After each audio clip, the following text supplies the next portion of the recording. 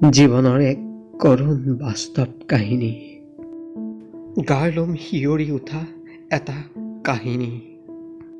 নিশাৰ আকাশৰ তৰাবোৰে জেকমিকাই উচপি উঠো মই তোমালে মনত পৰি। তুমি যেন দূৰত গুচি গৈছা। তুমি বিহীনতাই মোক খুলি খুলি খাইছে। তুমি জানো আনৰ লগত সুখী আছা নে তুমিও ফেকুৰিছা মোলে মনত পৰি। নতুনকৈ সপোন দেখা মোক পাহৰি যোৱা। মই তোমাক সদায় শ্ৰদ্ধা কৰি যাম। তুমি ছোৱালী মানুহ, মা দেউতাৰতো কথা শুনিবই লাগিব।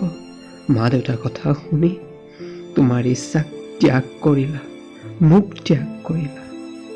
কষ্ট হৈছে, কিন্তু তুমি সুখেৰে থাকা, কুশলে থাকা, তাৰেই কামনা কৰোঁ মই। মনত চাগে আছেই নহয় একেলগে কফি খোৱা, ম'ম' খোৱা, সেইবোৰ মনত পৰি উচপি উঠো। তুমিও চাগে কান্দিছা, নাকান্দিবা।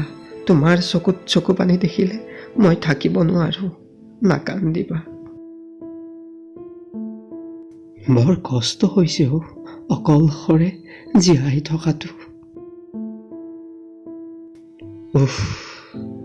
বুকুখনে খুন্দা মাৰি ধৰিছে যেন মৃত্যুৰ বাবে এটি এটি ক্ষণ গণি আছো। মৃত্যুলৈ আৰু বেছি সময় নাই। তোমাক পাহৰিও যাব পৰা নাই, এৰিও যাব পৰা নাই। বৰ কষ্ট হৈছে তুমি সুখেৰে থাকা, তাৰে কামনা কৰো।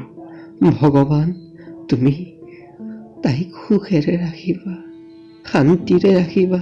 তাইৰ চকুত চকু পানী আহিবলৈ নিদিবা, তাইক লোভনে থাকিব নিদিবা। মই যেনেদৰে মৰম কৰিছিলো, সিও যাতে সেনেদৰে মৰম কৰে, তাৰেই কামনা কৰো। নমস্কাৰ, আপোনালোক সকলোকে মই ধন্যবাদ জনালোঁ।